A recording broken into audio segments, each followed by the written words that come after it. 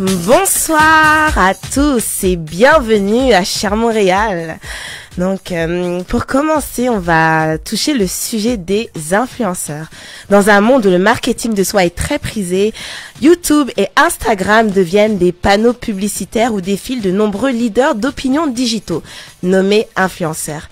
Il existe différentes catégories d'influenceurs, les nano-influenceurs, les micro-influenceurs et les macro-influenceurs. Tout est une question de chiffres. Ce jargon du XXIe siècle, utilisé par les initiés, classifie les comptes selon leur quantité d'abonnés et leur interaction. Alors, pour nous éclairer ce soir, nous accueillons dans nos studios. Alors, bonsoir. On commence par Steve. Bonsoir. Alors, Steve, ça va? Bonsoir, oui, ça va bien toi? il nous a sorti la voix, on sait pas qui il veut séduire comme ça. On n'est pas encore 14 février, hein, Steven. Donc, ben, je me prépare, hein. Ah, tu te prépares, encore c'est célibataire, hein. Ah, ok, oh oui. Oh shit, je devais c'est lourd. Tu t'annonces. À côté de lui, on a Taïna. Bonsoir Julie. Bonsoir Taïna, ça va? Ça va bien, merci. Oui, t'es à l'aise, t'es bien entourée, hein. Bon, merci. Et à côté de Taïna, nous avons Mel. Allô. Allô, tu vas bien? Est-ce que t'as l'habitude de faire la radio? Je veux dire, être présent? Pas toujours, mais c'est le fun de faire la radio, je trouve. Ouais, je vois que Lionel t'a regardé avec son regard pour dire, dis ça, dis quelque chose de bien, parce que là, non, mais moi, j'étais... tu l'intimides. Non, j'intimide personne. Non, Oui. C'était un plaisir de vous accueillir. En plus, là, on a un nouvel... Oui, je sais, parce que Lionel, il prend la parole, il aime ça, en fait, tu vois, il aime m'interrompre, en fait. Mais je t'interromps jamais. Oui, laisse-moi te présenter, Lionel, sois patient. Ah, ça fait longtemps qu'on me présente plus. Tu sais, je vais te passer à la fin. Donc, et oui, wow. Il l'a dit, nous avons notre notre recrue. Je suis là. Ah oui, attends, moi, je t'ai boycotté, je sais pas. Ah, ok. C'est l'autre micro, c'est le micro 6. Oui, c'est ça, mais c'est bon, je l'ai allumé. Okay. Micro 6. Alors, nous avons André avec nous, chroniqueur d'émission Cher Montréal. Ça va, tu te sens bien, André? Ouais, ça va. Est-ce que mon micro est allumé maintenant? Mais oui, bien sûr, il est allumé. Parfait. Tu doutes de moi ou quoi? Ok, ça commence bien. Je crois que c'est Lionel qui est content. Il t'a dit de t'attaquer. Tu es en train de dire que je suis un mauvais influenceur? Ah ouais. Ouais. Et bon, nous avons, bonsoir Lionel, un ancien, notre vieux père en fait, l'homme sage de l'émission. L'homme sage, le Rafiki, c'est toutes ces choses-là, oui. Bah, bonsoir à tous. C'est un plaisir d'accueillir nos trois invités et notre nouveau chroniqueur André Philippe.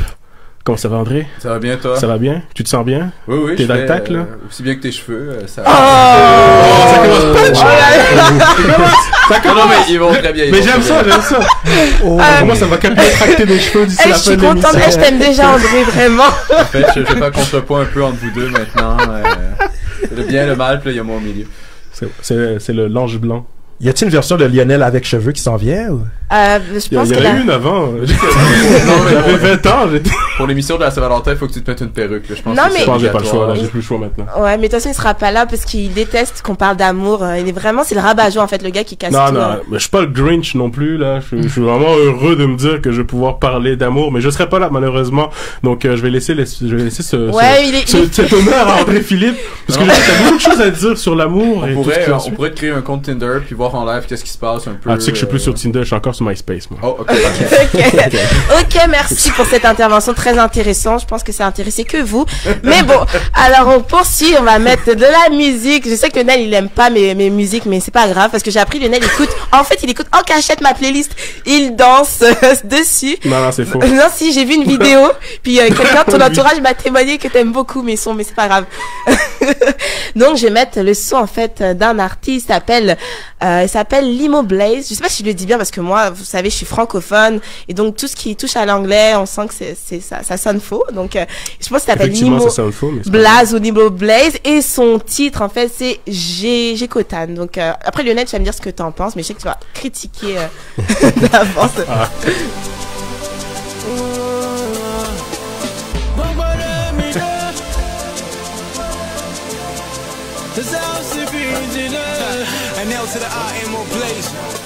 C'est quand même musique qu'on parle pas.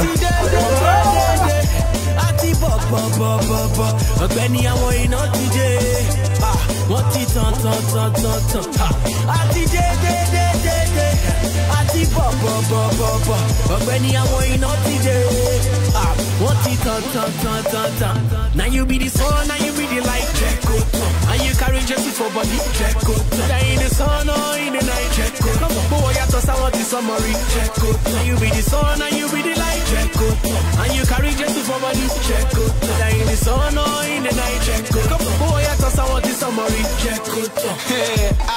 Emi lo moi beaucoup, lima lo no, baba look at lo fufun. I came true with a new sound to show you I keep it 100. Oh, this still a lot of mine. The style is God given, I'ma let it shine. So they can't understand, so they asking why. I'm young and I'm saved and of course I'm fly. What? Side, join hands with the Reeds and King. The flame never dies, I've been burning since. I bring light to the world, Thomas Edison. And I've been choosing by God to be running things. I go shiny, yo jare. I your mommy so bright to your jare. I be light of the world to your jare. And everywhere I go, you must clear your jare. Benny, I want you not today. What it ton. Ati de. Ati ba. Benny, I want you not today. What it ton. Now you be the sun, now you be the light. And you carry just for body. Now in the sun or in the night. Come on, boy, I thought I want the summary. Now you be the sun, now you be the light. And you carry just for body. Now in the sun or in the night. Come on, boy, I thought I want the summary. Wait though, it's like you don't know my father. You don't know the reason I call him Jehovah. I'm gonna chamber, the Lion of Judah is living in me. It's like you don't know my power. You want to play with God, I be. You want to try your luck, I be. And do your winchy, I be. You're feeling like Superman, I be. You wouldn't see till it hits ya. Glory of God comes through, demolish ya. Go tell the bad man I say me no fear ya. Cause this one a church boy come with a fire. I go shiny your jare. I your mommy too bright to your jare. I be light of the world to your jare. And everywhere I go, demons clear your jare. Ati ba.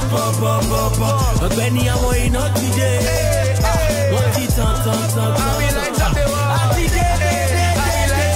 Ati ba. Benny, I want you not today. What it ton.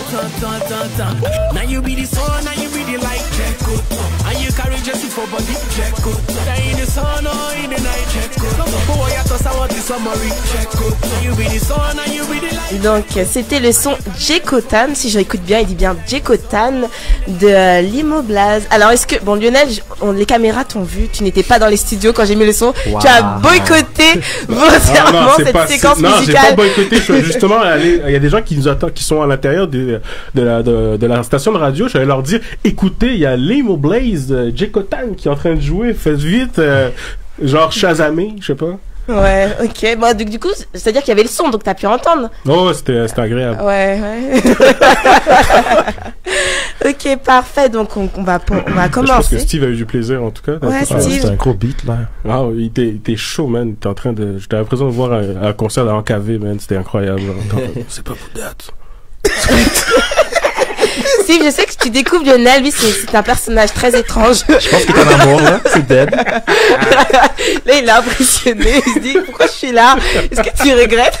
Non, c'est chill. Je t'avais pas mal à l'aise, j'espère. Vraiment pas. C'est correct. Mais comme Steve, là tu parles, déjà on va te poser la question, mais toi en fait tu sais que t'es vlogueur, t'es aussi blogueur, est-ce que tu peux nous raconter un peu ce que tu fais rapidement? Ouais, alors je travaille.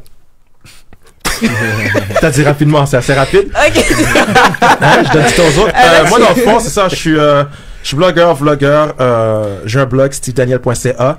Je l'ai commencé il y a 1 an et demi. Et l'année passée, je m'étais dit que j'essaie d'écrire 1 ou 2 blogs par semaine. Puis là, ça n'a pas porté fruit parce que là, maintenant, cette année, on m'a nominé au Gala Dynasty pour blogueur de l'année. Sur ça, c'est frais. Mais ma vraie passion est vraiment dans les vidéos. Alors, faire des petites capsules, des story time, faire des vlogs. J'aime beaucoup voyager. Alors, j'ai fait une couple de voyages l'année passée. Puis j'aime ça vlogger mon expérience comme tel.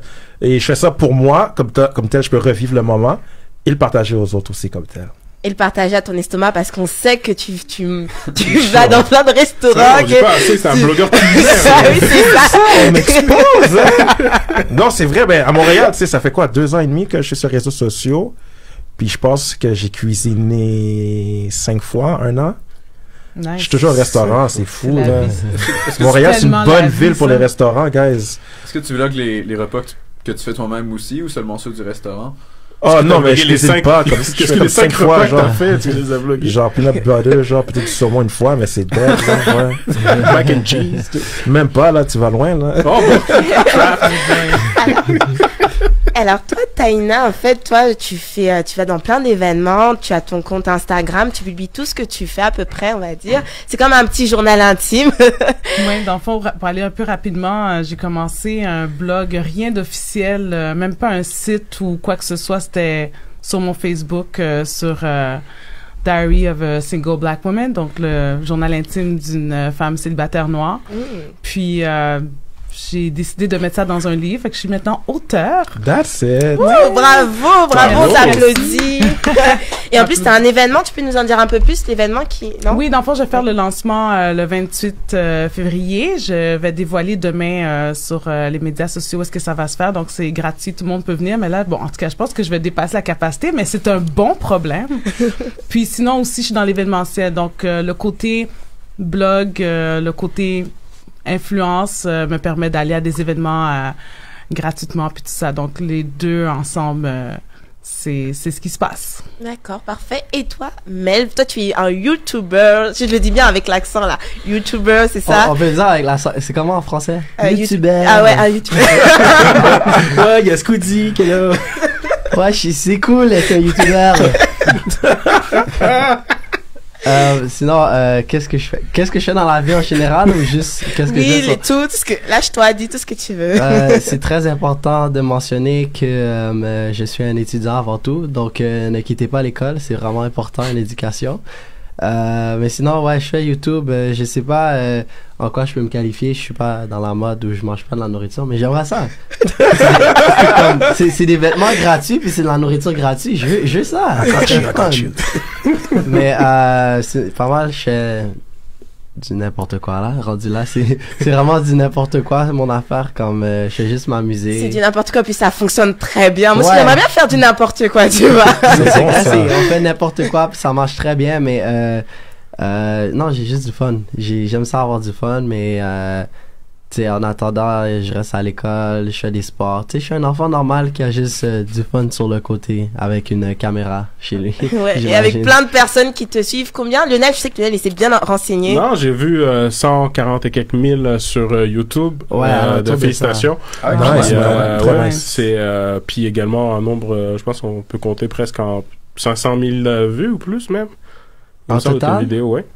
En total, je pense que j'ai comme 10 millions de vues en Ah, total. 10 millions, ok, je suis encore très loin. Comment Ouais. Lionel? Les chiffres, c'est le problème des chiffres ici. Mais ouais, je suis le premier noir avec une plaque YouTube. Oh, gros gars. Oh, Wow, félicitations. nice. Fait que je profite de ça pour faire des stories puis je dis ouais ben c'est moi maintenant qui gouverne ici au Québec. c'est juste fun. C'est drôle à faire.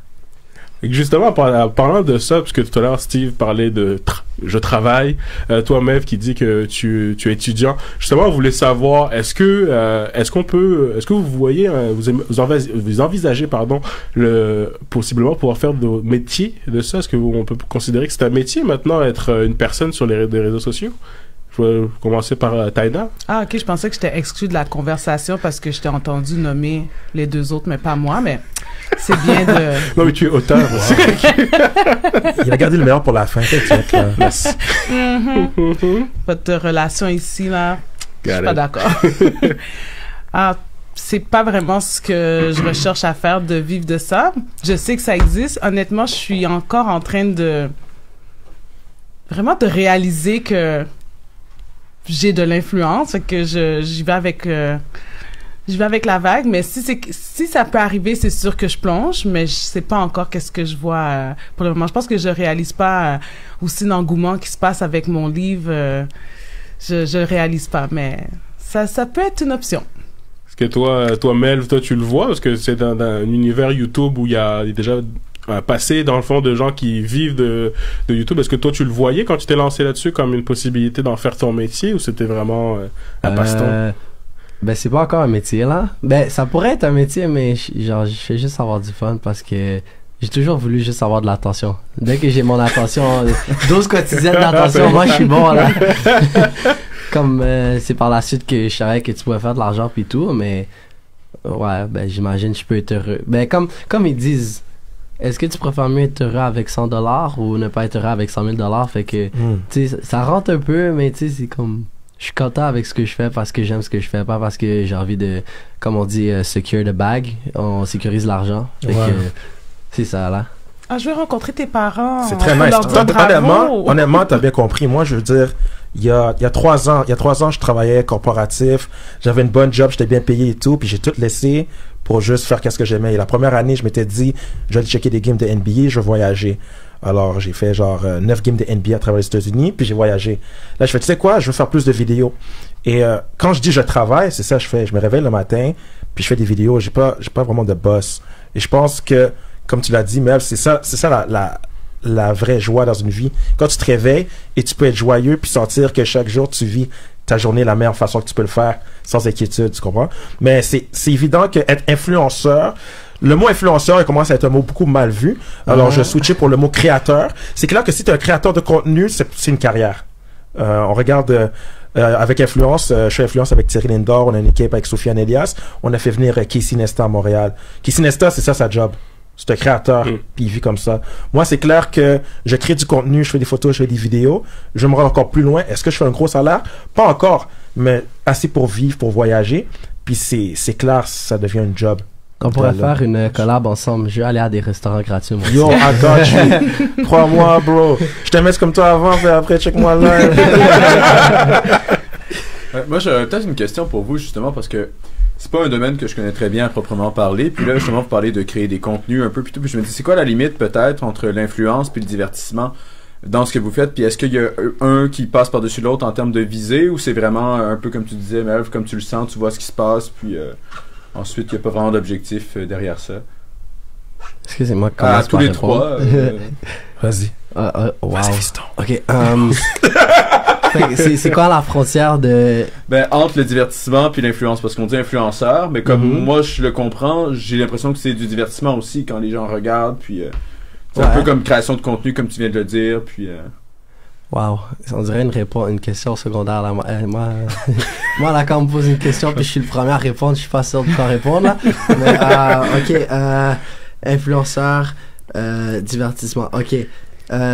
Ben il y a des, ouais, mais comme ça dépend vraiment parce que j'espère que je vais dire une bonne réponse là. T'inquiète. C'est vrai que les autres vont copier sur toi ensuite. Ouais, c'est ça. Ben c'est comme ça dépend vraiment de comment une personne te perçoit parce qu'il y a du monde qui vont trouver un influenceur à partir de comme 1000 abonnés puis ils vont commencer à dire parce que lui il a 1000 abonnés et je devrais écouter qu'est-ce qu'il dit. Comme ça dépend de la nuance vraiment, puis des fois il faut que tu fasses la différence entre comprendre qu'il fait juste niaiser ou quand quelqu'un essaie vraiment d'influencer une attitude positive ou même négative des fois, comme par exemple si je commence à faire des jokes de ben pour des vues je sautais à partir de 3e baptiste, comme il y a du monde qui doivent comprendre qu'ils niaisent, mais il y en a d'autres qui seraient comme ben ouais moi aussi je veux des vues, fait qu'on va sauter de la 3e baptiste. Fait que c'est ça ma réponse pour l'instant. Ok. Ouais.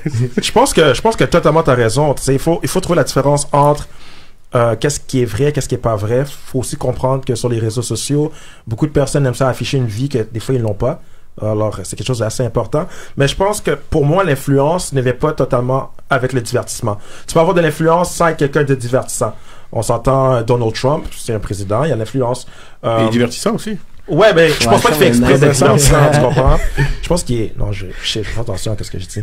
Mais pèse tes mots. Pour ce qui est pour moi, c'est mon but dans la vie, c'est toujours comme je dis souvent, c'est j'aimerais avoir un show comme Jimmy Fallon ou genre James Corden, comme ça. Ça serait un show qui est divertissant, mais t'amène la bonne information. Tu comprends? Alors c'est un mix des deux parce qu'il faut comprendre que le monde, ils vont sur les réseaux sociaux, puis ils veulent pas du contenu trop lourd. Tu as eu ta journée, t'as travaillé, t'as ta famille, t'as tes enfants. Quand t'arrives sur les réseaux sociaux, tu veux que l'information rentre, mais d'une manière paisible.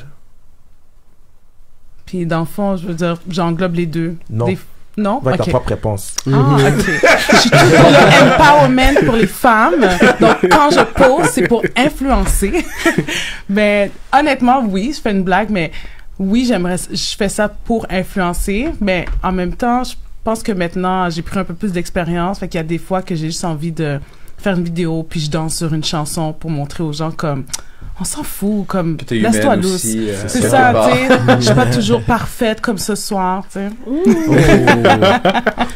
Mais on parle, c'est une bonne question par rapport au divertissement, mais on parlait de possiblement pouvoir changer aussi son discours. Il y en a qui étaient dans le divertissement, puis que ça les empêche pas après, des fois, de tenir un discours qui influence cette fois, d'avoir des discours un peu plus politisants, un peu plus social. Est-ce que vous pensez que c'est quelque chose qui devrait être fait par rapport aux influenceurs? Ils devraient se lancer justement s'engager dans des discours sociaux ou vraiment se tenir à ce qu'ils font à la base, que ce soit du divertissement? Moi, je pense que définitivement, en tout cas, pour moi, surtout avec qu'est-ce que j'écris, je pense que j'ai pas le choix de temps en temps.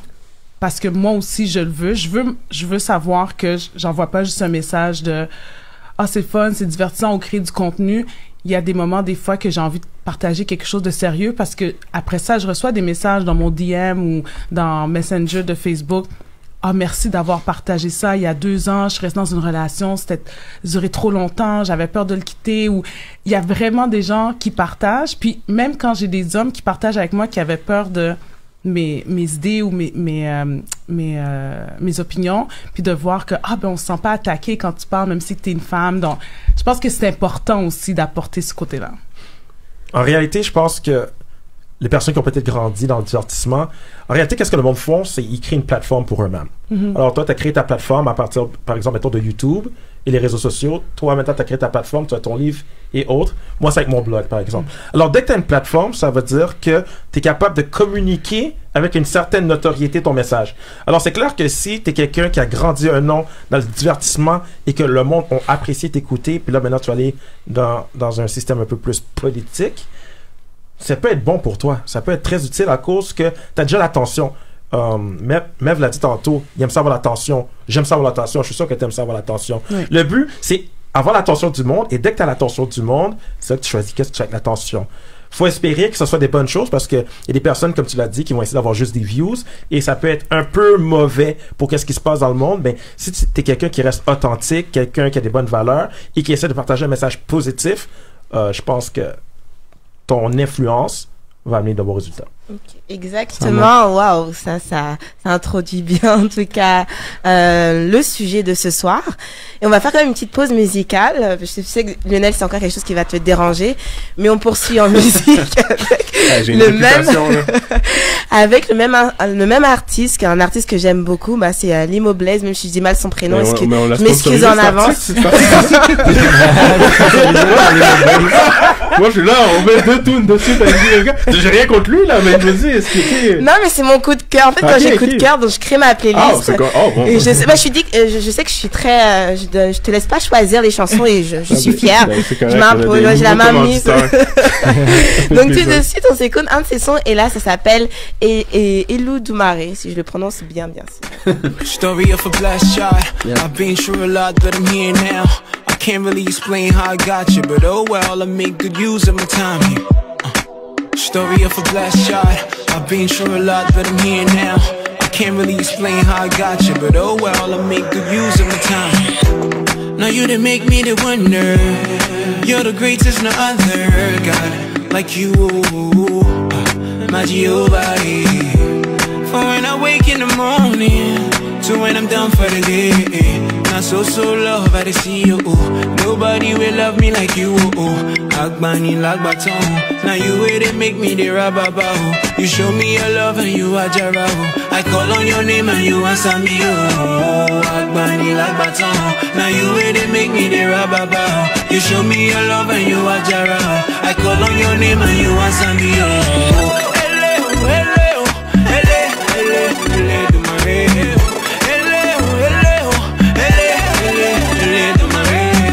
This can only be God. This can only be God. This can only be be God. This can only be God. This can only be God. This can only be God. This can only be God. This can only be God. Line 'em up, line 'em up. They say that the most anointed will be lifted up. But how is it we find that the worst of us are the ones that be drunken from your golden cup? Oh Lord, I think your process is flawed. How are the weakest the ones that be strong? How come the meek have a seat by your throne? And the ones that have flaws are the ones that you call? This is not what I've been taught. Now I know the things of the spirit are taught. All things I value have never been bought. Enjoying the freedom you took on the cross. Yahweh, don't mind if I call you daddy. Showing me how much you love me. Adopted me into your family.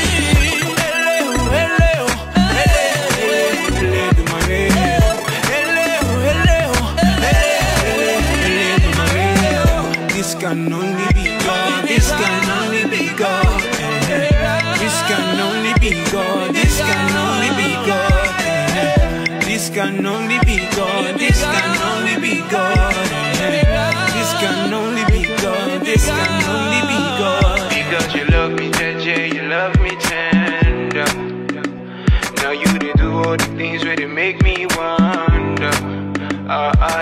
You love me, JJ, you love me tender. That's why you did do all the things where they make me wonder. Na na na.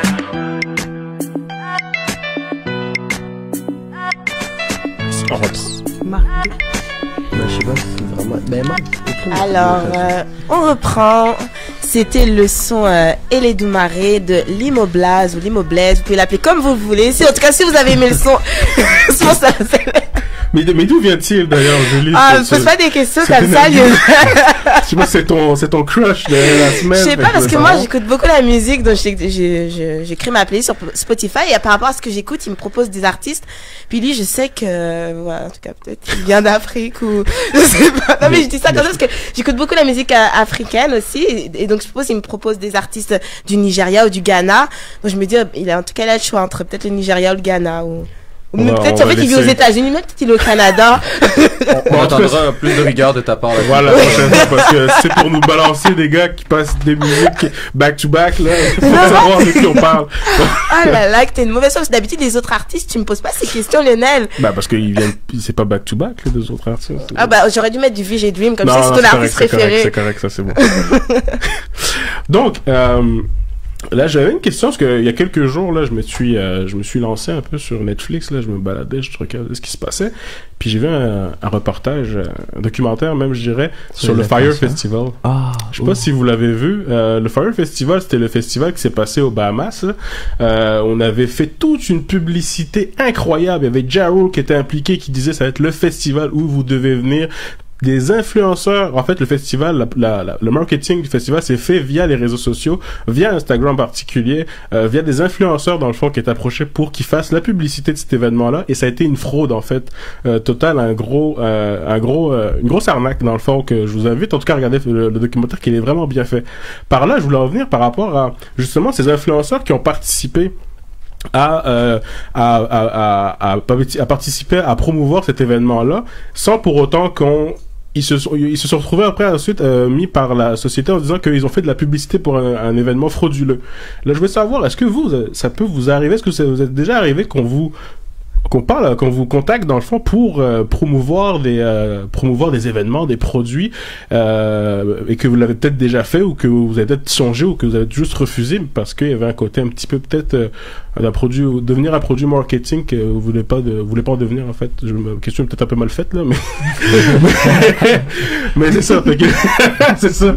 Mais est-ce que c'est ça, est-ce que vous pensez justement, vous avez déjà été approché justement par des groupes, des entreprises pour promouvoir des produits et que vous avez un peu de doute sur l'honnêteté de tout ça?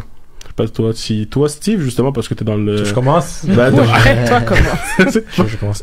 Ben, en réalité, oui. Ça a déjà arrivé d'être contacté par les entreprises. Je veux dire, c'est comme ça que je dois vivre, tu sais. Mais que ce soit pour créer du contenu, photo, vidéo. Et pour le Fire Festival, j'ai vu le Fire Festival.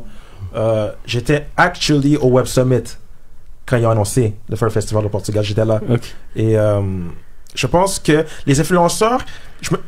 je pense pas qu'ils sont coupables dans ça parce qu'on les a promis de quoi. On est arrivé avec un contrat, on les a payés. Une des plus grosses agences de marketing leur a démontré que il ferait partie de ces grosses campagnes. Alors, honnêtement, les influenceurs dans cette histoire-là ne sont pas à blâmer. Zéro, parce que c'est pas leur faute. Eux, tu viens les voir, on va faire une fête. Ja Rule te dit qu'il va faire la fête. Une des plus grosses compagnies de marketing te dit qu'ils vont faire la fête. On te paye, on te fait voler. Je veux dire, c'est quoi que tu dois attendre? Tu dois attendre que la fête passe pour croire qu'on va vraiment faire la fête?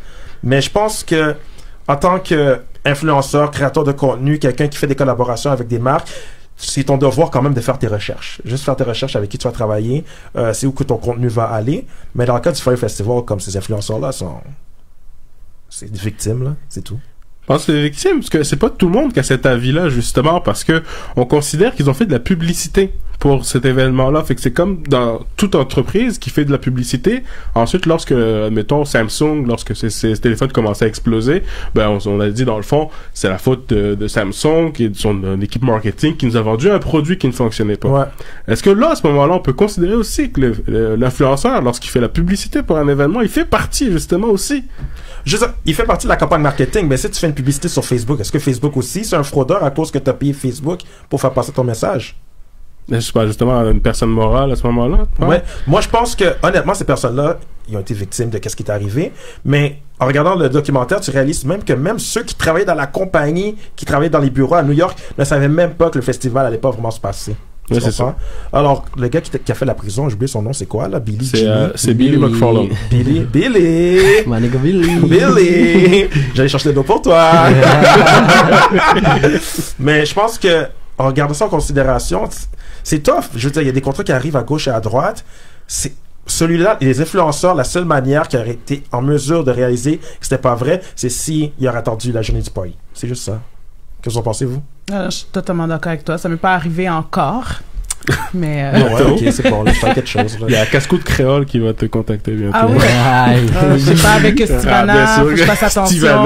C'est mon père. Sur le Calalou. Mais je sais pas, je suis d'accord avec Steve. Là, dans le fond, à la fin de la journée, je veux dire, tu peux pas attendre qu'après que l'événement se passe pour la décider si tu veux faire partie de la campagne. Donc, je pense que... Mais on peut pas considérer donc l'influenceur comme faisant partie justement de pas pour un service. Je pense que si c'est un produit puis on te dit fais à croire au monde que c'est de la vodka mais on va leur vendre de l'eau, mais ça non.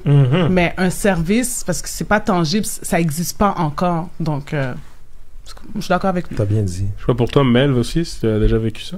Ah, de la fraude tout le temps, ouais. dans un monde de fraudeurs suis-je.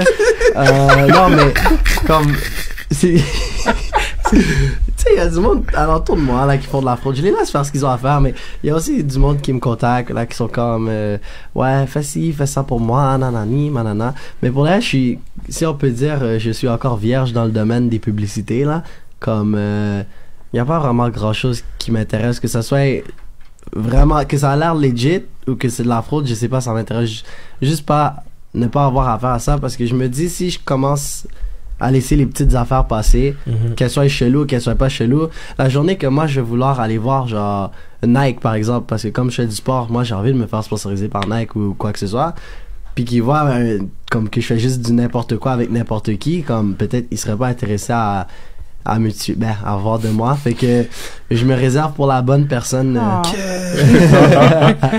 te réserves pour Under Armour. Comment? Tu te réserves juste pour Under Armour dans le fond? Non, c'est Nike ou rien. Et justement, par rapport à la publicité de la part des influenceurs pour des événements de ce type-là, il y a depuis quelques jours, on parle que l'État va commencer justement à obliger les influenceurs, lorsqu'ils font de la publicité, de mettre l'hashtag publicité. Hashtag, ouais, ça, c'est bon, ça. Et pour justement se protéger, parce que si on va à l'encontre de ça, on pourrait risquer jusqu'à 750 000 $. Je sais pas si toi, Steve, t'es prêt à payer 750 000 $. C'est du pocket change, là.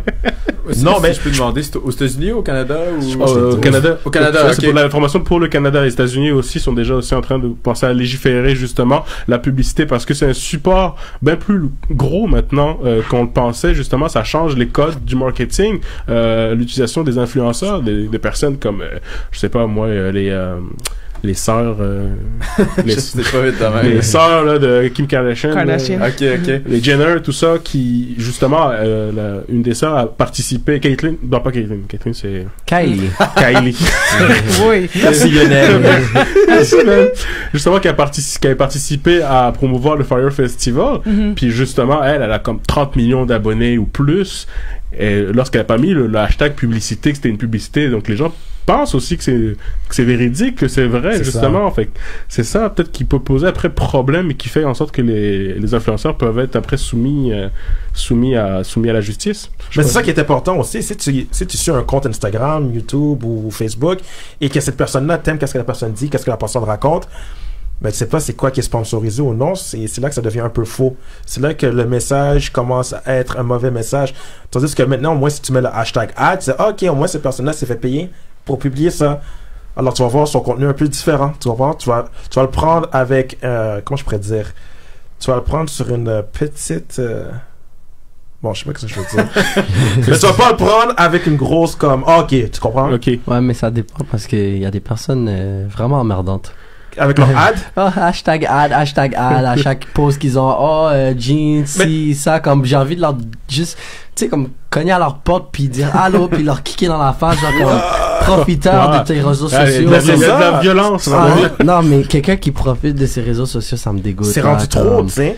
Ben, c'est mieux que la personne met ad, right, à la fin de la journée, que la personne met pas ad, puis là, tu penses que la personne est authentique en aimant les nouvelles paires de jeans à chaque jour. Puis des fois, il faut passer ça comme subtil. Ben moi, si je peux toujours viser un groupe, ça va être les filles influenceuses, là, comme qui postent en bikini ou les modèles Instagram. Oh, ça me dégoûte. Oh my God. Mais juste... c'est moi avec ça me dégoûte. J'adore.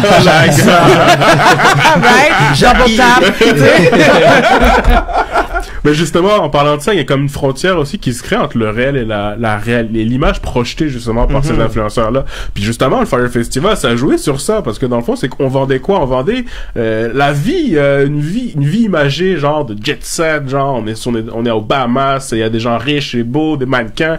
Puis justement, est-ce que là, il n'y a pas comme le fait de désirer la vie des influenceurs, ça peut pas comme poser problème, peut-être à un moment donné, que vous n'avez pas envie au bout d'un moment de projeter une image fausse, peut-être des fois, peut-être trop vouloir en faire, c'est pas un des risques que vous avez peur? Ben, honnêtement, je veux dire, it is what it is, hein, je sais pas, là, comme à un moment donné, tu sais, il y a des influenceurs qui sont vraiment comme granola, eux autres c'est tout ce qui est vert ou végétarien, fait que là malheur à eux s'ils mangent de la viande. Je veux dire, si ce que t'as projeté, tu sais, fais attention à ce que tu projettes, parce qu'à un moment donné, oui, tu deviens victime de ce que tu projettes. Encore là, moi je commence dans le côté influenceur, donc je sais pas si à un moment donné je vais changer, comme là je suis célibataire, mais je vais rencontrer quelqu'un. Est-ce que les gens vont me lancer des pierres parce que mais t'étais célibataire ou t'as quitté la gang, ben c'est ça, tu sais, ou c'est ridicule. Mais t'es solidaire à toi. Ouais, c'est ça. Maman, comment tu nous as laissé partir comme ça? Fait que ceux qui ont le lifestyle, c'est comme ceux qui sont millionnaires puis qui s'achètent ci puis ça, mais à un moment donné, tu sais, t'as pas le choix là. Keep up with the Jones, c'est ce que tu as montré, donc faut faire attention. C'est des fois tu peux partir sur une lancée puis tu montes une image, puis après ça te dépasse, puis oui, t'es pris. Fait que je pense que c'est quelque chose qui arrive, mais ce que toi, Mev, t'as pu être dépassé justement via l'image que tu projetais via YouTube, justement. Tu t'exposes toute ta vie, tu t'amuses, etc. Mais est-ce que ça peut avoir des répercussions après sur ta vie personnelle, parce que les gens pensent que t'es une autre personne au final que celle qu'on voit sur... First of all, je sais pas pourquoi je vais dire cette statistique, mais j'ai l'impression que 99% du monde, des influenceurs, ne sont pas réellement contents. Très important de dire ça. C'est bon ça à dire. Parce que comme ils projettent une fausse vie. Puis malheureusement, moi, je ne projette pas toujours une fausse vie. Fait que le monde voit à quel point que dans la vie de tous les jours, je peux être un enfoiré. Puis quelque chose qui m'a... J'ai-tu le droit de dire ce mot? Ouais, tous les mots c'est accepté. Tous les mots? Oui, tous les mots. Très souvent, parce que j'ai ce statut d'influenceur ou peu importe. Tu sais, j'ai des amis, puis j'ai une vie normale, puis tout. Puis l'affaire numéro 1 qui m'énerve vraiment, qu'on me dit, c'est tu te permets de dire ça parce que t'as 30 000 abonnés qui te permettent de dire ça. Non! Que j'en ai 3, que j'en ai 150 000, si j'ai envie de te casser les couilles, j'ai envie de le faire, parce que comme, je suis pas capable de... Non, je savais qu'en étant influenceur, il faudrait pas que je fasse des mauvaises affaires, des crimes. Ok, ben à la base, je fais pas de crimes. C'est juste parce que t'es influenceur. Non, mais c'est juste comme il y a du monde qui pense qu'à cause qu'on est des influenceurs, on est des princesses, on est des princes, puis que la vie... Ben non! Moi, je parle de sujets des fois qui est totalement stupide, qui est retardé, puis là, je suis comme... Même des fois, moi, je me réécoute, puis je me dis, dire qu'il y a du monde qui m'écoute comme sérieusement, puis ils pensent que je suis sérieux. Mais comme, moi, l'histoire... non, c'est juste comme, il y a du monde qui pense une image, ils pensent comme les influenceurs, ils pensent que c'est des dieux, puis qui pensent que yo, touche-moi pas, puis juste comme je vais à une école normale comme tout le monde, puis il y a du monde qui m'approche, puis qui sont comme, ouais, ben finalement, t'es plus nice que je pensais que t'étais comme un petit roi. Ben, moi, je suis un enfoiré, tu sais, ils pensent que je suis un petit prince. Oui, je suis un petit prince, mais comme, tu sais, like, je mords pas. Ça m'énerve le monde qui pense que je mords. Fait que, je trouve que c'est important d'avoir Je sais pas si toi, Steve, t'es arrivé peut-être quelqu'un qui s'est dit, ah, moi aussi, je vais avoir la vie de Steve, je vais manger gratuitement, puis après, finalement, moi, je vais t'appeler. appelé. Non, mais je mange. Honnêtement, il faut commencer. Mais moi, je pense que, c'est récemment, j'ai commencé à m'impliquer plus avec un organisme qui s'occupe de la santé mentale. Je pense que c'est important de savoir que les réseaux sociaux, c'est comme un magazine, c'est comme une télé, c'est un média. OK? Puis Kanye West, il a dit, do not trust what you see on the media. OK? Alors, faut pas croire qu'est-ce que le monde projette. Alors, c'est pas de comparer ta vie avec qu'est-ce que quelqu'un fait semblant de vivre. Ça, j'espère que c'est un message qui va grandir de nos jours sur les réseaux sociaux. J'espère que c'est un message que le monde va dire aux écoles, parce que c'est là qui est vraiment le problème. Les influenceurs, leur job, c'est quoi? C'est de montrer qu'ils vivent une bonne vie. Puis comme tu l'as dit, 99%, mettons, c'est montrer que leur vie est parfaite, ils vivent bien. Puis tous leurs abonnés sont en train de regarder cette vie-là en disant, OK, ben moi, ce matin, j'ai mangé des toasts au Nutella, genre. Moi, j'ai aussi mangé, genre, du caviar. Genre. Du caviar. Le matin. Tu comprends ce que je veux dire? Mais c'est clair que, je pense, de nos jours, le monde devrait juste peut-être plus se concentrer sur leur vie à eux, puis pas voir un influenceur comme une vedette. Un influenceur, c'est quelqu'un qui crée du contenu, quelqu'un qui commence à avoir une plateforme, et tu devrais le supporter, mais faut pas commencer à les vénérer non plus. Ou sinon, il faudrait trouver les bons influenceurs, parce que moi, je sais, là, moi, les filles... c'est le bon moment pour me follow, parce que moi, tout ce que je pense, c'est à quel point comme, yo, moi, j'ai tic, you know, comme j'ai un gros poids, continue à manger, parce que moi, j'essaie juste de devenir large. Imaginez que plusieurs filles regardent ça, il est comme, ouais, ben lui, il veut devenir large, mais moi aussi, je vais être large, je suis fier d'être large. C'est fou, tandis que, comme, de nos jours, on va s'entendre, tout le monde est vraiment zo, genre, les femmes, c'est comme des baguettes, puis qui partent tout au vent, puis après, ils se demandent pourquoi elles glissent tout dedans, mais oui, quand tu pèses comme 3 livres, là, okay, je m'excuse, c'est une petite parenthèse. Je trouve ça un peu plate d'entendre que votre vision, c'est que tout est faux. Moi, je crois... Non, je dis pas que tout est faux. Okay. Je dis pas que tout est faux, ma bad. Je dis qu'il faut juste faire attention. Je veux dire, il y a du monde qui partage du contenu authentique. Tu partages du contenu authentique. Tu partages du contenu authentique. Shameless plug, je partage du contenu authentique. Mais faut faire attention, faut faire un tri. Ouais. Tout ce que tu vois n'est pas totalement vrai. Tu comprends? Alors, c'est un grain de sel, c'est ça que je cherchais tantôt. Le problème, c'est que c'est pour prendre ça avec un grain de sel. Que là, il y a le problème, justement, que tu sais, c'est comme au cinéma, quand tu vas voir un film, le jeu d'acteur est exagéré. Peut-être que les gens sont peut-être pas capables de faire la différence, de se dire que peut-être que lorsqu'on fait des vidéos, qu'on crée du contenu sur les réseaux sociaux, ben on exagère aussi un petit peu, peut-être. Tu sais, on fait des pauses, etc. Est-ce que peut-être justement c'est là la limite de se dire à ce moment-là, tu sais, que la frontière entre la réalité puis le virtuel, c'est pas une crainte qu'on peut avoir à ce moment-là? C'est sûr qu'il y a une certaine gêne. C'est pas tout que je vais partager, même dans mon livre, c'est pas tout que je vais partager par rapport à mes expériences du célibat puis tout ça. Puis oui, il y a des journées que une publication que je vais faire, ça a un message sous-entendu, mais mon but, c'est pas que les gens regardent pis sont comme... obviously, tu sais, comme on dit, on aime l'attention. C'est pas que les gens regardent pis c'est comme, hey, elle, là, je voudrais pas être à sa place. Puis non plus, je veux pas qu'ils me regardent puis oh my god, j'aimerais ça être à sa place, mais plus comme, moi aussi, je peux le faire. Ouais, c'est bon. C'est plus inspirer. Ça. Hein. Faut inspirer. Une dernière petite question. On a parlé tout à l'heure en antenne que moi j'avais été viré de certaines pages Facebook à cause de mes idées. Je voulais savoir justement, vous en tant que cette fois, vous êtes les personnes sur lesquelles les gens commentent le contenu. Est-ce que ça vous arrivez à garder cette distance cette fois, des fois, de dire que les haters là qui viennent ou les gens qui viennent troller là sur votre page ou qui vous disent des choses, est-ce que vous commencez à garder une certaine distance? Vous êtes capable de garder cette distance-là? Est-ce qu'il y a toujours peut-être une peur du dérapage parce qu'on devient des personnalités publiques, là? Est-ce que ça vous arrive, là, du moment-là? Est-ce que vous êtes encore impliqué dans les commentaires que les gens vous écrivent ou vous essayez de garder une certaine distance encore par rapport à ça?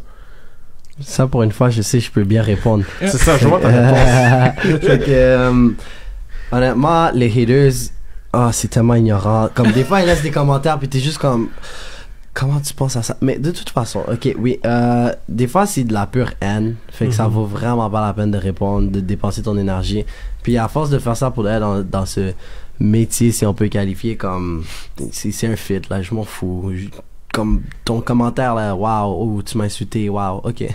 En fin de la journée, c'est pas toi qui fais la différence comme dans ma vie. Puis sinon, il y a des personnes qui vont te faire des menaces.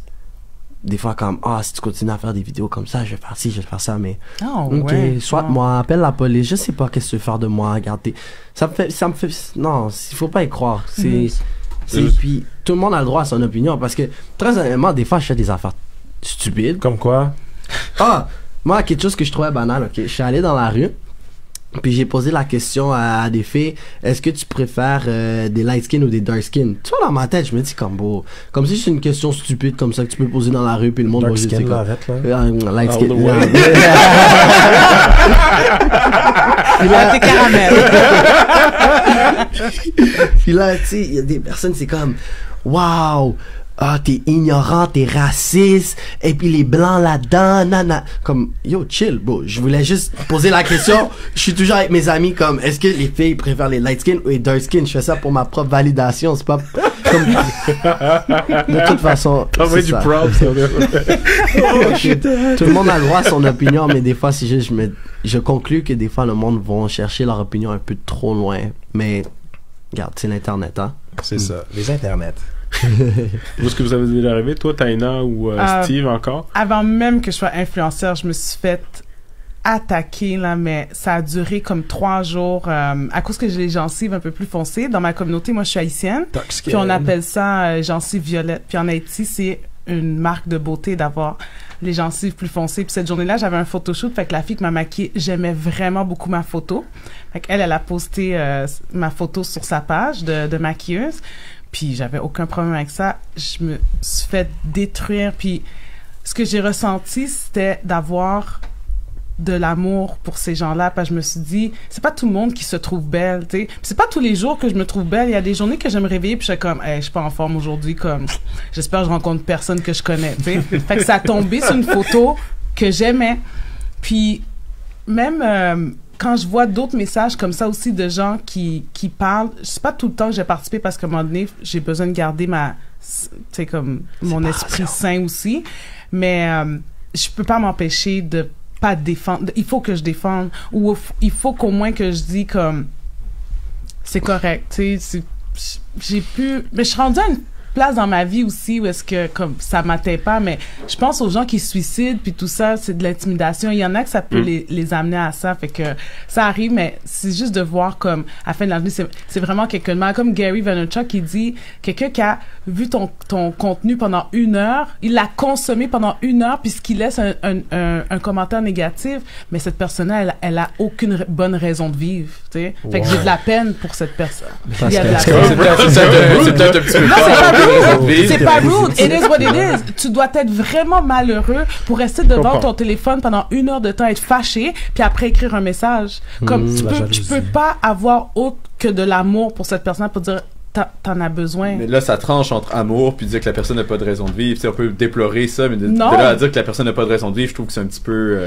Ben parce que si t'as 1 heure de temps à être fâché à regarder ton écran de téléphone, c'est triste. Oui, je suis vraiment d'accord pour... T'avais rien d'autre à faire, fait que t'as aucune autre raison pendant cette heure-là dans ta vie à vivre d'autres choses. Oui, pendant cette heure-là, je suis d'accord. De vivre, de vivre. Ok. Ben c'est vivre. Là, je suis en train de vivre. Là, j'ai pris mon temps aujourd'hui pour venir à à votre émission de radio. J'ai choisi ce temps-là de ma vie pour venir ici. Oui, je pensais que tu parlais de vivre comme en général. Non, mais c'est vrai, c'est comme plusieurs personnes. J'ai vu des tranches de vie, là. Moi, je me souviens, il y avait des personnes qui justement laissaient des commentaires haineux. Puis un jour, un ami à moi qui a des followers, puis qui lui a dit, tu sais, qui a posé la question, tu sais, pourquoi tu fais ça? Puis le gars s'est dit, excuse-moi, j'ai passé une mauvaise journée. Mais tu sais, c'est fou à quel point le mec, il le prend comme peut-être un défouloir de se dire, je vais hater parce qu'en ce moment ça va pas bien, là, tu sais. Puis justement, c'est garder cette distance-là. Lui, justement, il est plus touché par ça parce que il a réussi à passer au travers, mais ça peut être encore difficile. Si tu parles de toi, lui dira. Je me fais pas hater sur les réseaux, là. Non, mais c'est vrai que c'est tellement quand tu te fais hater alors que t'as mis la plus belle photo de toi, genre c'est comme quand tu vas en club puis que t'es au maximum de toutes tes capacités, trop swag là, t'es lit, puis c'est même pas aucune femme, c'est genre on te refuse à l'entrée. Là t'es comme genre yo, c'est pas à Montréal là je parle de mon expérience en France là, quand j'avais 17 ans. Puis que j'étais là, j'avais mon Dickies, man, j'étais là, ça prouve le temps, etc. Mais, puis je me fais, tu sais, on est avec des amis et tout, on est là, tu sais, au maximum, on commence à danser même en arrivant, tu comprends? Là, tu sais, French Prince, tout ça, puis on arrive, le gars nous dit, tu sais, un grand gars, en tout cas, c'est le gars, tu sais, comme disait Farid, on sait très bien que le gars, lui-même, il rentre pas, genre, tu sais, mais que le gars, il dit, non, vous êtes pas accompagnés, genre, c'est pour les habitués. Fuck. C'est aujourd'hui que je commence à non mais c'est ça, puis à l'époque tu retournes chez toi en autobus parce que etc. C'était ma tranche de vie. Julie, on va passer à la musique. Je pense que la personne qui nous commandite ou que nous commanditons excuse-moi, Julie. Non, mais je te laisse rire, Lionel, parce que c'est qu'après tu vas encore. Julie, là. Non, mais il va encore danser là-dessus. Je vais apprendre qu'il a dansé là-dessus, donc du coup je le laisse se défouler. Donc oui, on va encore passer mon artiste Limo Blaze avec le son Blind. Je le dis bien, hein. Blind. Est-ce que je le dis bien? C'est blind. Non, en anglais, blind, aveugle, c'est pas ça? Non, c'est blind. C'est allemand. N'importe quoi. Donc voilà, profitez bien, écoutez bien, mon son préféré. Yeah. I don't see nothing but your love, I'm blind. I don't see nothing but your love, I'm blind. I don't see nothing but your love, I'm blind. Yeah. I don't see nothing but your love, I'm blind. Yeah. Look, they say that's a casting down, but all I can see is a lifting up. He lifted me from out of the gutter. Look where I'm at now, 4 years after. I don't see nothing else but God's love. I don't know nothing else but His love. Who you think picks me up when I fall, even when I was undeserving of love? Oh my God, you were the greatest I know, and you give me reasons to flow. I cannot even stop, not every poem I've been known, but the glory is always your own. Oh my God. No, it's tiles on me fall by my left and 10 tiles on me fall by my right. Though everybody complaining, I'm never complaining, but they don't know what's because I don't see nothing but your love, I'm blind. I don't see nothing but your love, I'm blind. I don't see nothing but your love, I'm blind. I don't see nothing but your love, I'm blind. See what can I do without your love? Where would I be without your love? I cannot live without your love, my God. What can I do without your love? Who would I be without your love? Where would I be without your love? My God, yeah. See, I can see nothing but your love, I'm blind. Yeah, I can see nothing but your love, I'm blind. Yeah, I can see nothing but your love, I'm blind. Yeah, I can see nothing but your love, I'm blind. Yeah, I'm blind, yo. They say I'm blind, oh. I don't see what you see, I see the love of God. Oh. Say I'm blind. Hey, c'était Limo Blaze avec Blind. Je pense que c'est ça, c'est Blind dans oui, exactement. Là, tu fais moi le malin, Lionel. Non, Blind. Là, justement, on va passer à la. Oh, s'il vous plaît. Messieurs. C'est la fête à doucement. Justement, on va parler. Une partie, justement, moi, c'est tout ce qui touche à l'achat des likes, des followers, des trafics. On va parler des vraies choses, là. Moi, est-ce que vous avez été, est-ce que vous l'avez déjà fait ou tenté, justement, d'aller acheter, justement, des likes, des views? Je sais pas, toi, Melv, via Facebook, via YouTube, c'est quelque chose qui a, depuis quelque temps, c'est une pratique qu'on voit chez certaines personnes. Mais est-ce que toi, ça t'est arrivé déjà de le faire ou d'avoir peut-être le goût de le faire? Quand j'étais petit, parce que ça fait longtemps que je fais par YouTube, mais quand j'étais petit, j'achetais pas les likes, mais j'avais trouvé un truc. C'était genre, j'allais dans les commentaires, puis je disais, abonne-toi à ma chaîne. Puis en échange, moi, je vais m'abonner à ta chaîne. Ou des affaires comme ça, parce que, même encore aujourd'hui, acheter pour des followers, le compte de banque est trop à sec pour ça, là. Mais, sinon, non, parce que j'aime ça avoir un bon ratio, genre comme, tu sais, le nombre de likes ou d'engagement avec ton nombre de followers puis ces affaires-là. Je sais pas pourquoi c'est important à mes yeux, mais comme, c'est une certaine validation, tandis que quand je vois des personnes à comme 100 000, 200 000, 300 000 puis qu'ils ont comme 500 likes puis des affaires comme ça, c'est ça, genre on vous voit. C'est pas subtil. Démasqués sont-ils. Puis il y en a beaucoup de monde que je vois des fois même juste avec 10 000 followers, puis après ils ont 50 likes par photo, là, comme dans le temps, je comprends que j'en ai pas acheté, parce que si j'en aurais acheté, crois-moi, je serais pas juste à 4000 lives, ok, trust. Mais je comprends que dans le temps, tu vas en acheter pour avoir une plus grosse présence, pour avoir une personne que les compagnies veulent travailler avec. Parce que dans le temps, les compagnies disent, ok, on veut travailler avec des influenceurs, on veut quelqu'un qui a 20 000 abonnés et plus. Alors toi, t'en achètes comme 10 000. Maintenant, les compagnies, ils savent qui est bon, qui est faux. En fait, les compagnies, maintenant, je vais être honnête avec vous, ils regardent quasiment même plus le nombre d'abonnés, mais ils regardent la qualité du contenu. Parce que dans la dernière année, j'ai travaillé avec des grosses compagnies, puis j'ai pas 100 000 abonnés, là. Puis c'est des bonnes compagnies très, très legit que je travaillais avec. Alors, je pense que dans le temps, je comprends pourquoi tu vas en acheter. Tu veux paraître big, tu veux paraître hot, tu rentres dans le club, parce que c'est clair que si tu aurais 30 000 abonnés dans le temps que tu t'es fait deny au club, tu serais rentré dans le club. Tu vois? Moi, je sais même pas comment ça marche, fait que même si j'aurais voulu, je t'en parle. Je la catchais pas. Puis après ça, à force de lire là-dedans, j'ai vu que c'était pas une bonne chose. Fait que non, c'est vraiment pas dans les plans. Moi, je suis trop obsesse là, comme, tu sais, j'ai mis mon compte privé. Puis tu sais, t'as les programmes pour voir qui te follow pas, puis ces affaires-là. Ben j'ai le monde qui sont inactifs. Fait que qu'est-ce que je fais? Je les bloque puis je les débloque, fait que ça les enlève. Genre, ils peuvent plus me follow.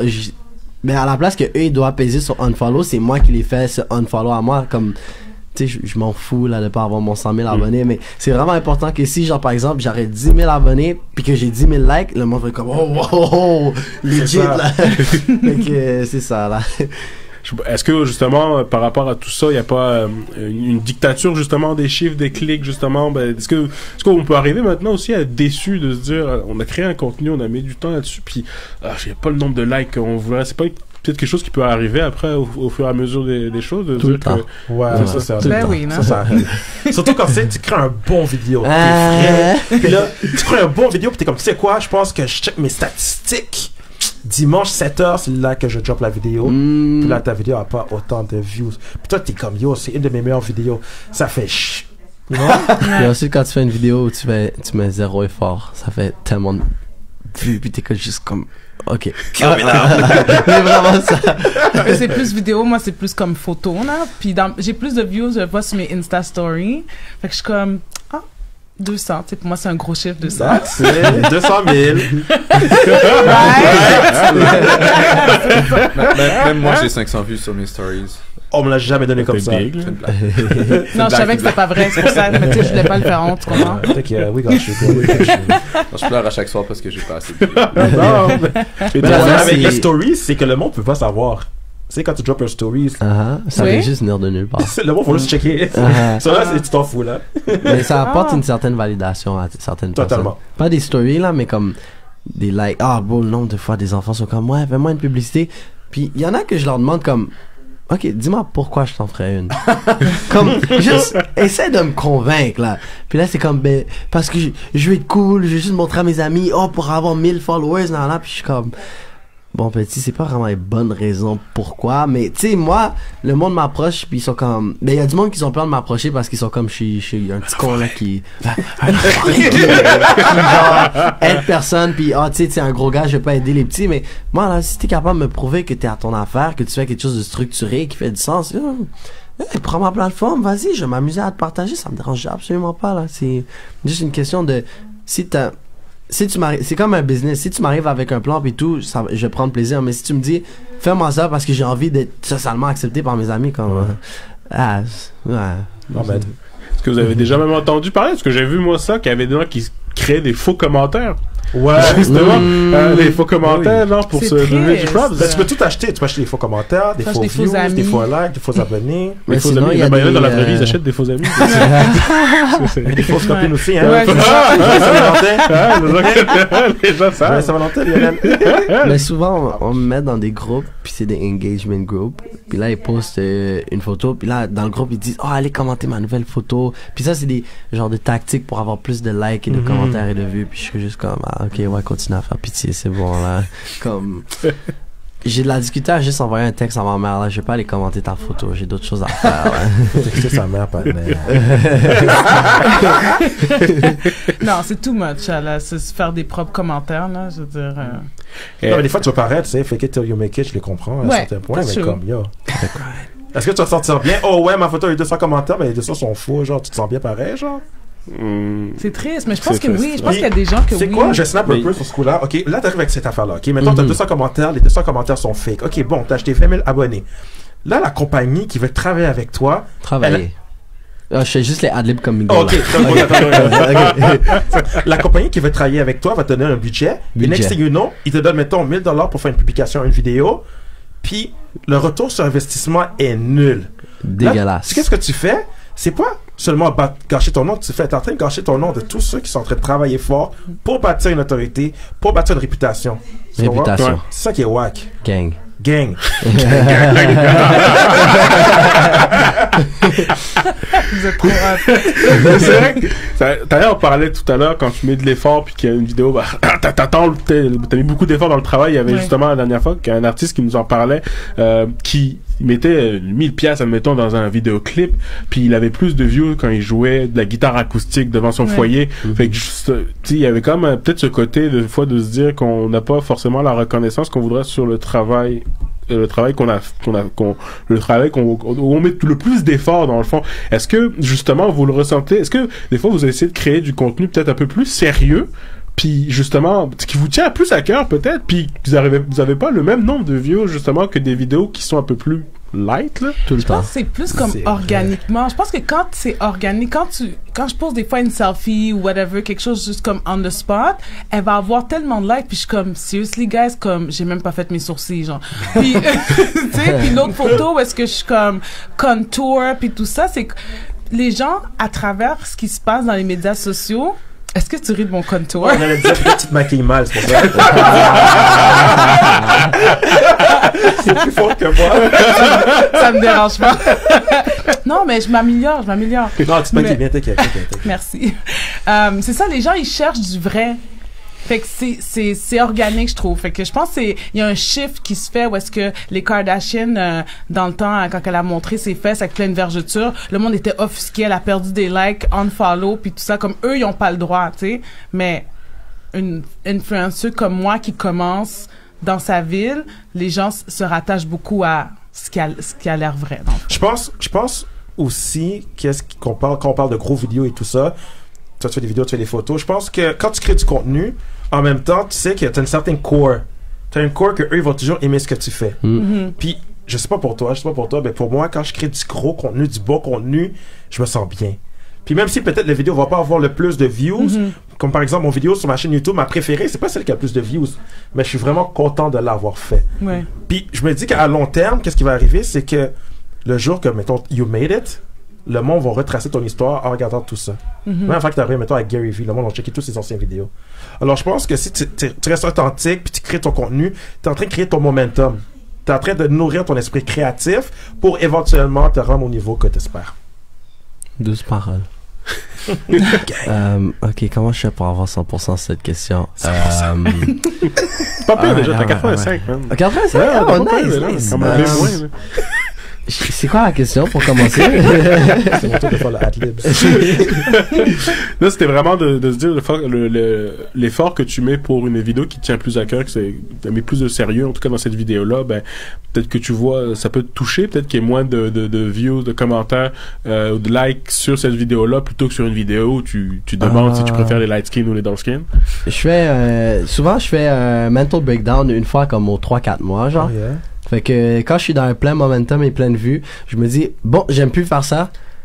Puis ensuite, j'arrête de faire ça. Puis là, ça détruit le momentum. Comme, une joke que je fais toujours sur ma chaîne, mais que Loki, genre, au fin fond de moi, ça me trigger, là. C'est comme, tu sais, j'ai 140 000 abonnés, mais, tu sais, il y a des moments où je fais des 50, 60, 70 000 vues, là, puis je suis comme, hey, baller. Puis là, ensuite, comme, quand je décide de péter mon momentum, puis je reviens, puis je fais quelque chose que j'aime, genre, il y a comme 10, 20 000 vues, puis là, je suis comme, Mais ensuite, j'essaie de voir ça d'une autre perspective, puis je me dis, bon, au moins, je suis grateful. Il faut que je sois grateful du fait qu'il y a 10 000 personnes qui perdent leur temps pour me regarder. Fait il faut que je vois le bon côté des choses à la place de toujours me nourrir de chiffres, parce que c'est comme quand je venais de commencer, j'avais hâte d'avoir 1000 abonnés, et puis là ensuite 10 000, puis ensuite 100 000, puis là je sais que là en ce moment je suis un enragé fini là pour avoir 100 000 pour avoir 1 million d'abonnés. Let's mais go, get it. Une fois que j'ai avoir 1 million d'abonnés là, yo, j'ai faim là, comme on dirait, comme mon ventre veut toujours se nourrir. Fait qu'il faut juste prendre un temps puis être grateful, réaliser, être grateful de qu'est-ce qu'on a. Fait que c'est pour ça qu'il faut faire du contenu que t'aimes. Fait que là tu reviens down to earth. Je fais ça parce que moi j'aime faire ça. Il y a du monde qui respecte ce que je fais. Puis à la fin de la journée, hein, être un influenceur, c'est pas essayer d'avoir le plus de personnes possible. C'est d'être content dans ce que tu fais puis que tu partages un bon message avec le plus de monde possible. Toi, t'es un gros gars. Ouais, c'est bon. C'est 100%. À 98, parce que petite faute de français, là, mais... Merde. C'est pas vrai. Et Julie, je pense qu'il est temps de laisser André-Philippe nous faire l'étendue de ses talents. Oui, donc André, maintenant, c'est ton tour à toi de nous C'est prouver à moi. qu'est-ce que tu peux nous offrir, nous apporter. En plus, tu sais que t'es en face de toi, il y a Lionel qui est très, très critique. Très, très beau aussi. T'as pas besoin de T'es mentir. pas obligé de mentir, pas de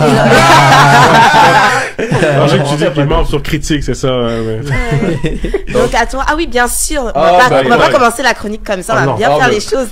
Alors Parce qu'il qu'il y a un extrait, C'est là. comme tu veux. Écoute, il y a des extraits sonores. Et là, Lionel, tu n'as pas le droit de me critiquer parce que ce n'est pas moi qui ai le choisi. Québec des années 60. Alors, Oh, bah, on va. la Révolution tranquille. Ouais, à peu près, oui. Let's go. Oh, j'ai Robert Bourassa. Jouez pas comme un chien qui s'en jouait pas coupable. C'est ce que t'es capable, mais il en appartient. En 2 juin, tu pourrais faire quelque chose. En 2 juin, tu pourrais grouiller le cul. Wow. Donc, c'est ça, c'était vraiment pour marquer la différence entre tout.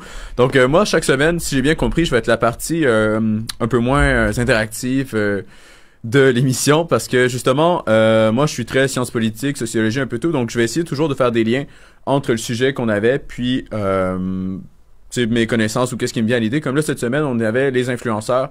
Donc, moi, ce que je me suis dit, c'est tout de suite ce que ça m'a sonné dans ma tête, c'était la diplomatie culturelle. Il y a des gens qui vont faire, OK, comment t'as pensé à lier les deux choses? Mais en fait, c'est parce que tout à l'heure, on parlait de nano-influenceurs, de micro-influenceurs, puis de plein de types d'influenceurs. Mais en fait, ce qui a sonné la clochette chez moi, c'était vraiment les chiffres par rapport aux échanges d'étudiants. Récemment, on voyait qu'il y avait, oui, des gens qui partaient en échange, mais que le nombre était un petit peu stable. Puis qu'au final, il y avait, notamment au niveau de la France, il y avait moitié moins de Québécois qui allaient étudier en France. Aujourd'hui, il y en a 1400, alors que dans les années 70, il y en avait environ 3000. Puis donc, on est tous, lorsqu'on part à l'étranger, des influenceurs, puis on représente un peu l'endroit d'où on vient.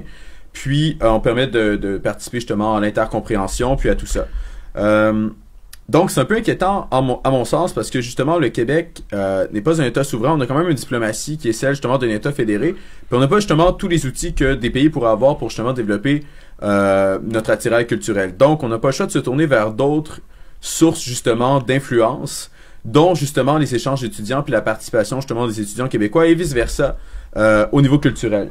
Donc, par contre, ce qui est encourageant, c'est qu'au niveau de l'inverse, il y a de plus en plus d'étudiants étrangers qui viennent au Québec. Donc, alors que dans les années 80, on avait 500 Français, et oui, on en a aujourd'hui plus de 12 000 par année qui étudient au Québec. Au niveau des Américains, c'est la même chose. Il y en a environ 2500 à McGill, 1000 à Concordia. Par contre, dans les universités francophones, il y a très peu d'Américains. Puis pourquoi est-ce que je parle des États-Unis puis de la France? C'est justement parce qu'au niveau diplomatique et culturel, ce sont justement deux hégémons, deux puissances qui permettraient justement au Québec d'obtenir des avantages puis d'avoir justement des retombées au niveau de sa politique culturelle puis étrangère. Donc, pourquoi est-ce que je disais ça? C'est un petit peu ça tranche, là, mais c'était pas correct. J'avais préparé. En gros, c'est ça, c'est que depuis justement les années 70, malgré l'engouement qu'on a pour l'international, les nombres stagnent, puis il n'y a pas tellement plus de Québécois, de Québécoises qui partent à l'étranger pour étudier. Puis ça, c'est vraiment une perte pour nous, puisque on n'a pas vraiment de moyen d'être influent ailleurs dans le monde, outre par notre réseau de délégation. Donc, c'est cet été, en fait, je lisais un livre d'Anne Légaré, qui est une professeure retraitée qui était ici à l'UQAM, qui enseignait. Puis elle, ce qu'elle expliquait, c'est qu'au niveau de la France, c'était quand même passablement bien la relation. Il n'y avait pas trop de problèmes. Il y avait beaucoup justement de compréhension entre les Québécois puis les Français. Aujourd'hui, c'est moins le cas, justement. Puis moi, je crois que c'est attribuable au manque à gagner, justement, de Québécois qui vont étudier en France. Puis au niveau des Américains, c'est totalement le contraire. Il n'y avait aucune compréhension entre les Américains puis les Québécois au niveau culturel. Donc, le dialogue culturel n'avait pas vraiment lieu. Puis elle a été en poste à New York, elle a été à Washington aussi. Et puis ce qu'elle disait, c'est que justement, pour les Américains qui sont très centrés sur eux-mêmes, c'était difficile de comprendre que justement il puisse y avoir des gens qui parlent français. Dans les Américains, écoute les Haïtiens, il y a les Québécois aussi, puis sinon il y a la Guyane française, on est quand même quelques-uns à parler français. Puis ils avaient de la difficulté à comprendre un peu ce que ça pouvait être comme façon de penser. Là, je sais pas, ça fait combien de temps que je parle. Puis c'est bien correct, t'inquiète pas. Mais du temps masse. En gros, c'est ça, fait que c'est de faire comprendre un peu qui on est, comment on pense, pour pas justement se faire attaquer, puis perdre de l'influence, puis toujours perdre au change. Un peu comme récemment, il y a eu les négociations de l'accord de libre-échange, il y a toujours des traités qui se négocient. Puis on a l'impression que la petite voix du Québec qui se fait pas tellement entendre parce que le reste du Canada est anglo-saxon, nous on est de culture française, et puis c'est ça, parfois les messages passent pas exactement comme ils devraient, même si le Québec souvent est en dessous de certains projets, comme par rapport au libre-échange. Il y a certains chercheurs comme c'est John Matthew Mitchell qui disait que justement il y avait 3 niveaux, 2 niveaux en fait, je veux dire, à la diplomatie. Il y avait le premier niveau qui était justement le niveau diplomatique formel, ensuite on avait le deuxième niveau qui était la diplomatie culturelle, si on pense aux instituts Confucius, Cervantes, les instituts Goethe, tout ça, puis ensuite le troisième niveau, ça c'est celui que je rajouterais, puis qui est justement celui des échanges étudiants. Puis là il y a une chercheuse très intéressante, une américaine, qui s'appelle Mandalina Ackley, justement, qui parlait de ça. Puis elle, pour elle, c'était vraiment un outil, elle appelait ça de soft action. Puis on a Joseph Nye, qui est un théoricien justement des relations internationales, qui parlait justement de soft power. Mais ça, c'est vraiment pour les États. Puis elle disait que chaque individu pouvait être un agent justement du soft action, juste avec sa personne, en existant, en parlant aux gens, en discutant, puis avoir une influence réelle sur le cours des relations internationales. Puis peut-être même que les influenceurs, comme on en parlait, peuvent en avoir. Tu sais qu'il y a beaucoup de gens qui écoutent les vidéos d'Américains et de Français. Je sais pas si les Québécois sont écoutés à l'étranger ou si ça s'en vient. Ou... En France, au moins. Peut-être un petit peu. En Europe? Ouais, fait que ça aussi, c'est quand même, je dirais que ça c'est plus niveau macro. Moi, c'est vraiment nano, celui des échanges étudiants. Mais je pense que ça a quand même sa place. Puis d'ailleurs, les Américains le font avec les bourses Fulbright. Donc, ils s'envoient des gens, justement, un petit peu partout dans le monde. Ici, au Canada, puis au Québec, on n'a pas ça, justement. Il n'y a pas de bourse du gouvernement pour t'inciter à aller à l'étranger. Sauf dans le cadre, par exemple, d'échanges étudiants. Ici, à l'UQAM, il y a quelques bourses. Mais pour faire toute la scolarité à l'étranger, il n'y a pas ça.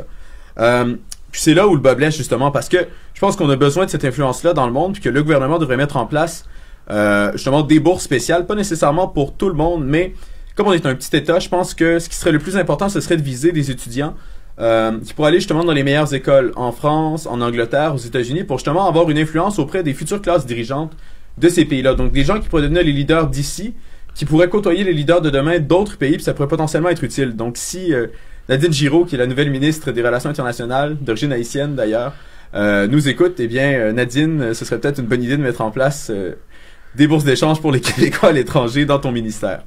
Les nouveaux missionnaires. Ouais, femme d'une grande culture d'ailleurs que j'ai rencontrée cet été. Si jamais ça vous intéresse de lire sur elle, très intéressante. Je suis sûr que justement le Québec va pouvoir progresser grâce à elle à la tête du ministère.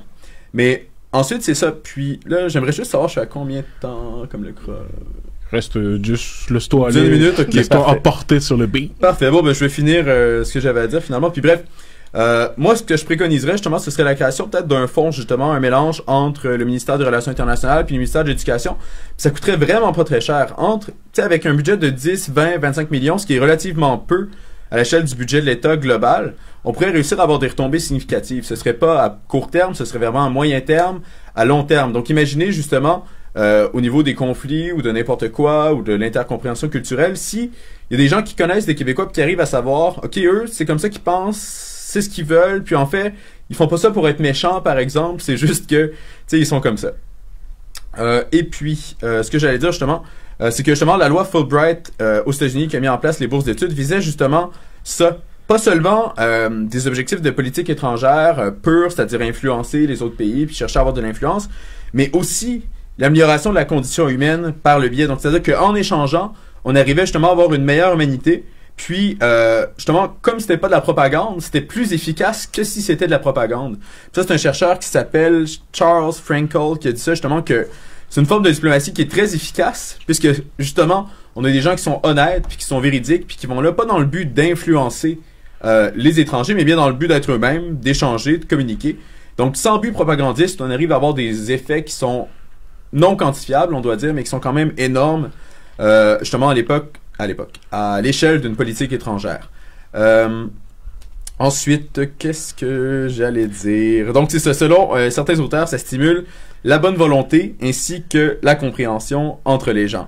Donc, c'est le meilleur des deux mondes. On a l'atteinte indirecte de buts de politique étrangère qui vise justement l'intérêt national, puis on a aussi une perspective plus humaniste, justement, de foisonnement des échanges sociaux, culturels, etc.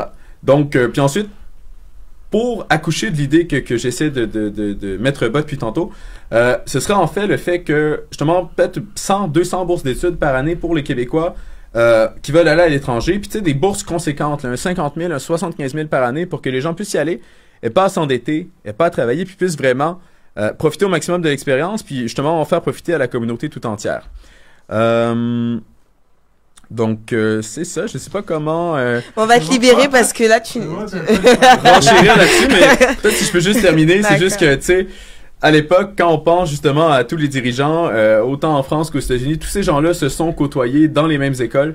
Donc, je pense que pour pouvoir tirer notre épingle dans un monde en changement, ce serait important d'avoir des gens, nous aussi, qui sont là, puis qui peuvent nous représenter, puis intégrer un peu cette... pas cette élite, mais vous comprenez ce que je veux dire, ce réseau-là, justement, de macro-influenceurs, puisque ce sont les gens qui gouverneront les gouvernements et les grandes compagnies de demain. Donc, je sais pas si c'était clair, mais merci de... Ben, c'était clair, merci André-Philippe, moi j'ai compris, en tout cas, ouais, bravo. Ça fait plaisir. Merci. Ah, la caméra, ok, c'est bon. Oui. C'était une vraie chronique parce que ça me fait juste pas, je rebondis rapidement là, ça me fait penser moi aussi quand j'étais étudiant justement à l'université il y a quelques années. Justement, j'avais rencontré, ben justement, c'est grâce à ces étudiants étrangers aussi que j'ai pu côtoyer des gens qui venaient d'Afrique, du Chili, etc. Ben que t'intéresses à une culture, puis justement ces personnes-là, si elles sont sympathiques en plus, ben c'est les meilleurs modèles pour promouvoir leur culture. Oui, ça brise les préjugés, c'est ça que t'as envers les autres, puis que les autres peuvent avoir envers toi aussi, éventuellement. C'est surtout les Américains, là, je dirais qu'on a peut-être moins de préjugés sur les Québécois que sur les Américains, mais... Ouais, mais je pense que t'as de quoi faire avec les Américains, des préjugés, là, c'est hâte. En tout cas, je pense qu'on arrive à la fin de cette émission. Je venais vous remercier, Taina, Steve, Mel, toi aussi André-Philippe, Julie, la technique. Et... Yeah. Ouais. Ambiance-toi. Ambiance. Attends, je suis toute seule dans mon coin, je me sens un peu seule, tu vois. On m'a puni, en fait. Mais je veux savoir d'ailleurs, avant de finir, justement, est-ce que vous avez... je pose cette question-là, vous n'êtes pas obligé de répondre, vous pouvez répondre à côté complètement. Est-ce que vous avez des projets, que ce soit même aller voir, je sais pas moi, le nouveau Avenger ou autre, là. Mais est-ce qu'il y a des choses, justement, qui arrivent, que vous voudriez annoncer, justement? On va commencer par toi, Steve, on pensait dans... Premièrement, très bon panel ce soir, guys, c'était vraiment fun. Juste à le dire, ok. J'espère que le monde qui va écouter live aussi, vous l'avez aimé parce que c'était très nice. Mes projets, présentement, j'ai sorti une petite série sur mon Instagram qui s'appelle Storytime with Steve. Ceux qui me follow sur Instagram savent que j'aime ça faire des stories. Alors, j'ai sorti des grosses histoires. J'ai raconté l'histoire. L'histoire qui s'en vient, c'est la fois que je me suis fait battre en Espagne. Alors, on va aller sur mon Instagram. Attends, moi, les storytime, là, laisse-moi juste comprendre. Est-ce que c'est quelque chose que la personne qui raconte ça a vécu ou c'est des gens... Oui, c'est moi qui vécu. Parce que moi, il y a des gens, les storytime, c'est des histoires de gens vécus. Fait que là, ils font juste raconter. Non, moi, je pensais que c'était ça, moi, storytime. Non, mais moi, sur mon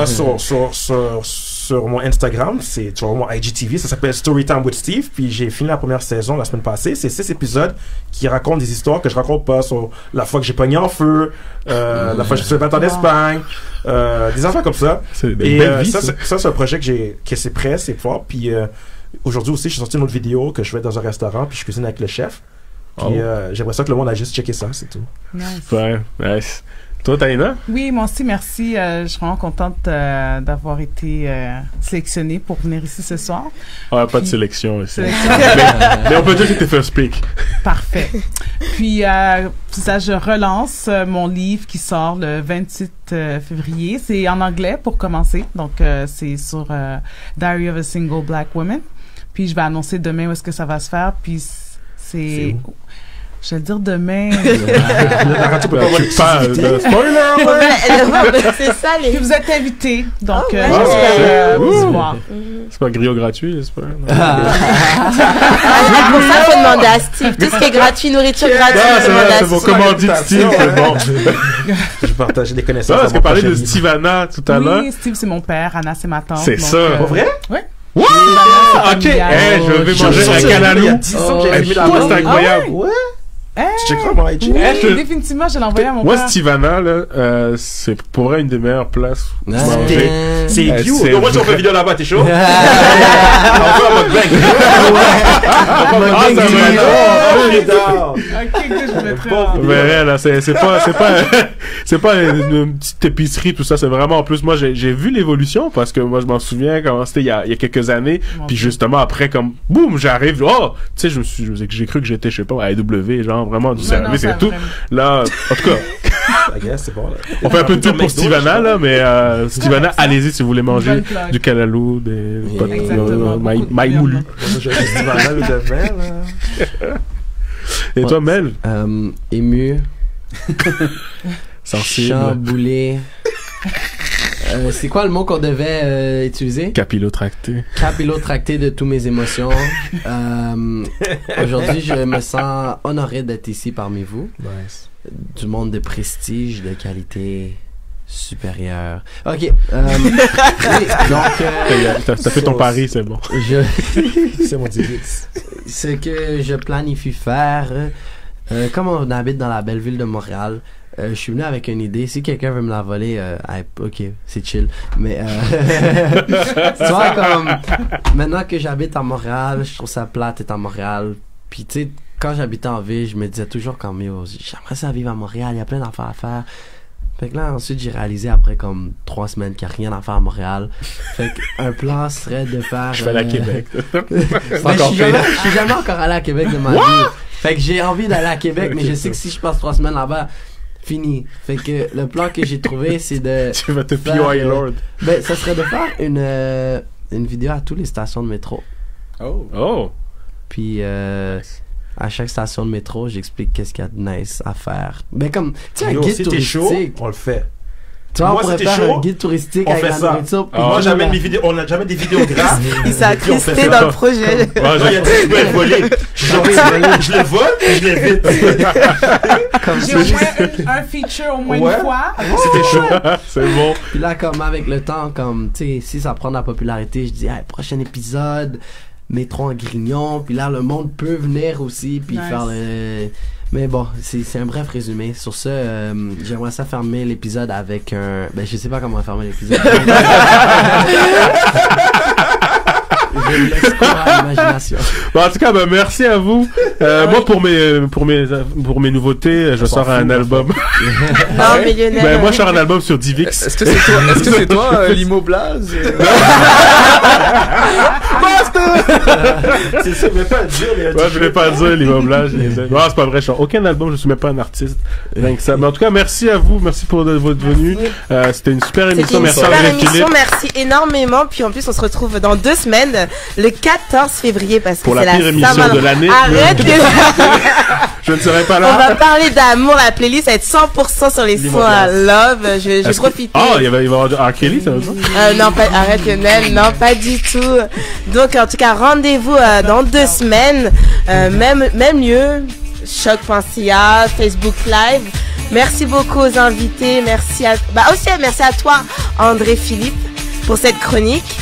Donc, merci de nous avoir écoutés. On se retrouve dans 2 semaines sur Choc.ca, émission Cher Montréal. Et en tout cas, on continue tous les jeudis. Et abonnez-vous, partagez si vous avez aimé, commentez. Et c'est ça. Merci pour votre soutien aussi. J'ai fait une dédicace à Missy qui nous suit à chaque fois et qui partage tous nos contenus. Donc on te fait un petit coucou Missy.